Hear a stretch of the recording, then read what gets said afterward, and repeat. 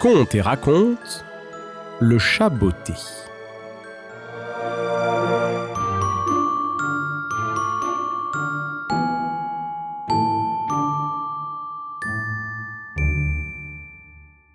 Il était une fois, dans un petit village entouré de collines verdoyantes, un vieux meunier. Toute sa vie, il avait travaillé dur. Et, avant de quitter ce monde, il partagea ses maigres biens entre ses 3 fils. À l'aîné, il laissa le moulin. Au second, il offrit son âne. Et au plus jeune, un simple chat, qui n'avait pour seul rôle que d'attraper les souris qui en voulaient au grain. « Tout cela n'est pas très juste !» s'exclama le cadet désespéré. « Que vais-je faire d'un chat ? Mon frère peut moudre du grain, l'autre peut voyager avec l'âne, mais moi, me voici bien lésé dans ce partage. » Et Jacques, accablé par son sort, regardait son chat d'un air distrait, se demandant clairement ce qu'il allait pouvoir faire avec ce félin. Mais, le chat l'ayant entendu, il se redressa sur ses pattes arrière, lissa ses moustaches avec un air sérieux et, à la grande stupéfaction de son maître, se mit à parler. « Mon maître, ne vous désespérez pas ainsi. Procurez-moi un sac et une paire de bottes, et je ferai de vous un homme riche et respecté. » Jacques resta figé, incapable de croire ce qu'il venait d'entendre. « Mais tu parles ?» balbutia-t-il en écarquillant les yeux. Le chat lui adressa un regard malicieux, comme si c'était la chose la plus naturelle du monde. « Bien sûr que je parle, » répondit-il avec un petit air de fierté. « Maintenant écoutez-moi, je sais ce que je fais. Faites-moi simplement confiance et vous ne le regretterez pas. » Jacques, toujours sous le choc, se frotta les yeux pour s'assurer qu'il ne rêvait pas. « Je dois être fou, mais après tout, qu'ai-je à perdre ?» murmura-t-il plus pour lui-même que pour le chat. Avec ces dernières pièces, il fit donc fabriquer une paire de bottes élégantes pour le félin et lui donna également un sac de solide toile de jute. Le chat, très satisfait, prit le tout et s'en alla aussitôt. Ce chat n'était pas un novice dans l'art de la chasse, et il se mit rapidement à l'œuvre. Après des années passées à traquer les souris dans les moindres recoins, il possédait une agilité et une ruse remarquables. Et bientôt, il repéra un lapin en train de grignoter au pied d'un buisson. D'un bond, il fut sur lui, l'attrapa et le fourra dans le sac. Puis il ajusta ses bottes et se rendit au palais royal, où il se présenta fièrement devant le roi. Il fit une révérence impeccable en tout point et déclara : « Sire, veuillez accepter ce modeste présent de la part de mon maître, le marquis de Carabas. » Le roi, curieux de connaître ce généreux marquis dont il n'avait jamais entendu parler, accepta le lapin avec plaisir et remercia le chat. Et ainsi, chaque jour, le chat botté, car c'est ainsi qu'on l'appelait désormais à la cour, ramenait au roi des lièvres, des perdrix, des pigeons ramiers, des faisans, des canards, bref, toutes sortes de petits gibiers attrapés par ses soins. Et à chaque offrande, il répétait au roi : « Ces présents viennent de la part de mon maître, le marquis de Carabas. » Le roi, charmé par cette générosité, ne tarissait pas d'éloges sur ce mystérieux marquis. Et la princesse, sa fille, dont la beauté était connue de tout le royaume, écoutait souvent ses récits avec un sourire intrigué. Un jour, en sortant du château, le chat apprit que le roi et la princesse se promenaient en carrosse près de la rivière. Il courut chez Jacques et lui dit : « Mon maître, faites exactement ce que je vous dis. Allez vous baigner dans la rivière et votre fortune est faite. » Jacques, bien qu'un peu perplexe, obéit. Tandis qu'il se baignait, le chat se saisit de ses vêtements et les cacha derrière un buisson. Puis il courut vers le carrosse royal en criant « Au secours! Au secours! Mon maître, le marquis de Carabas, est en danger !»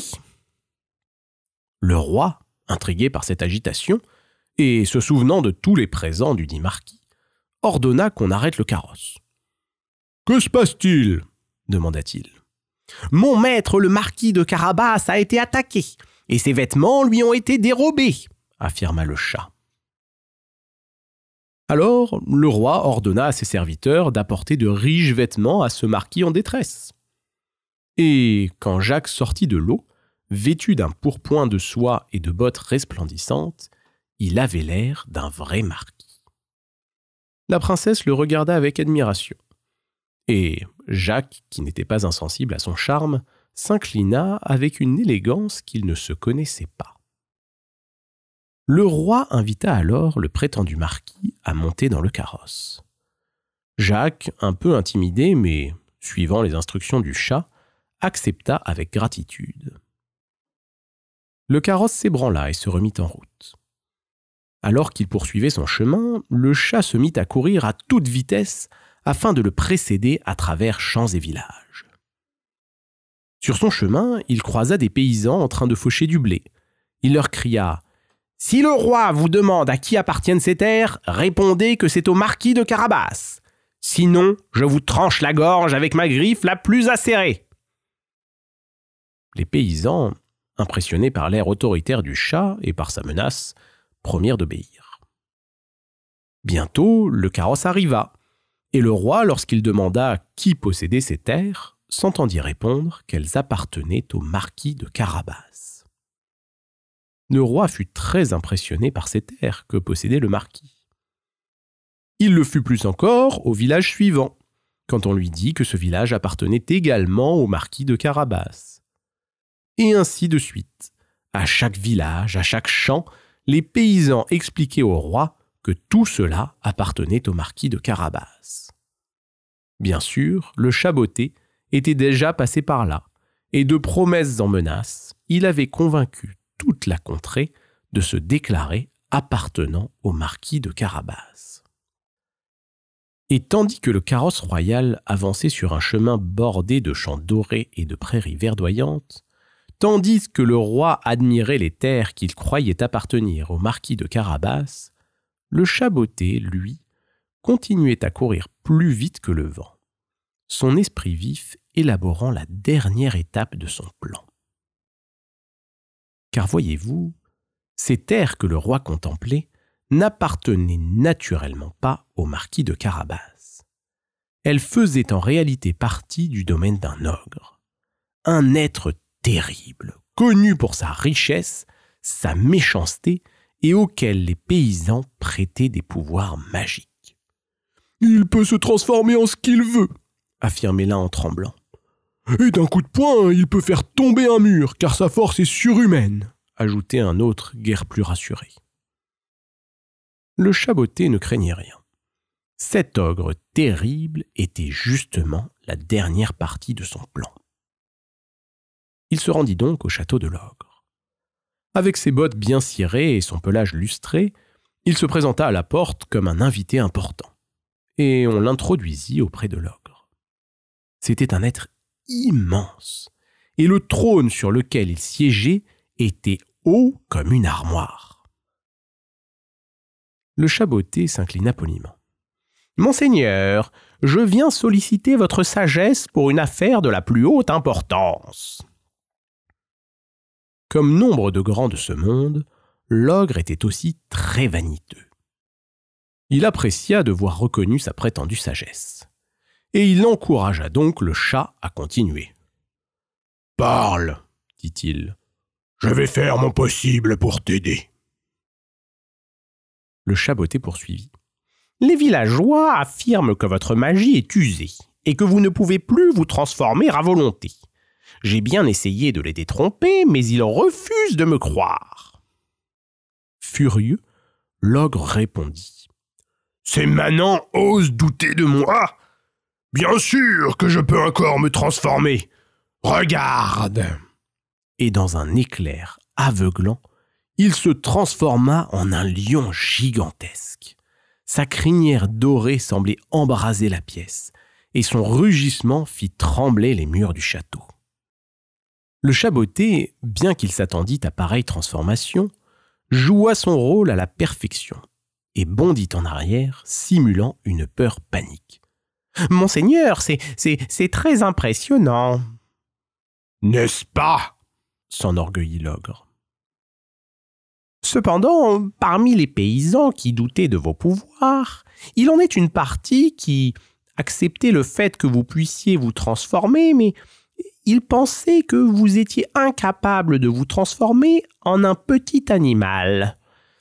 À cela, je n'ai su quoi répondre, car, assurément, vu votre taille, il vous est forcément plus difficile de vous transformer en un petit animal. Par exemple, grand et fort comme vous êtes, je doute fort que vous puissiez vous transformer en une souris. »« Tu en doutes ?» rugit l'ogre. Et dans un flash, il se transforma en une petite souris grise. Le chaboté n'hésita pas une seconde. Il bondit sur la souris, l'attrapa d'un coup de patte, et, avant que la créature ne puisse reprendre sa forme originelle, il l'avala d'un trait. L'ogre était vaincu.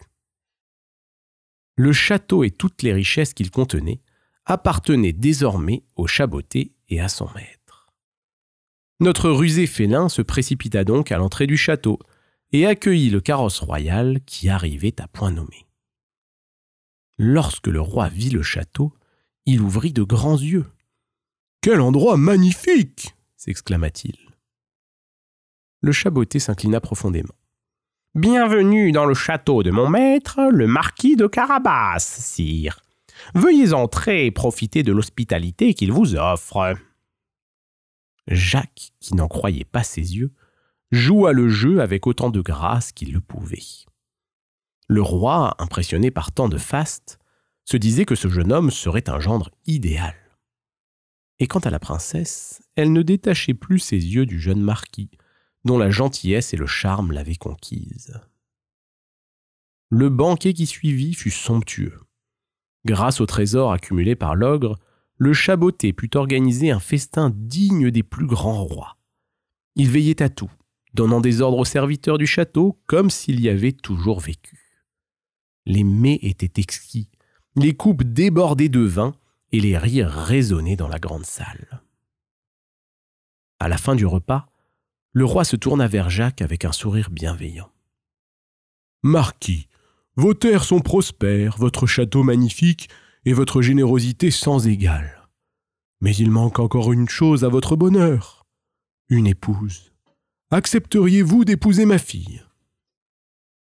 Jacques, bien qu'intimidé par cette proposition royale, accepta avec un large sourire, car lui aussi était tombé sous le charme de la princesse. Et celle-ci, ravie, donna son consentement sans hésiter. Le mariage fut célébré en grande pompe. Le roi, enchanté d'avoir un gendre aussi respectable, fit de Jacques le gouverneur de toutes les provinces environnantes. Et le jeune homme, qui n'était rien de plus qu'un meunier quelques semaines auparavant, devint ainsi un homme riche et puissant. Et le chaboté, que devint-il ? Ne vous inquiétez pas pour lui. Notre héros fut comblé d'honneur et vécut comme un prince dans le château. Et jamais il ne manqua de lait ni de coussins moelleux pour se reposer.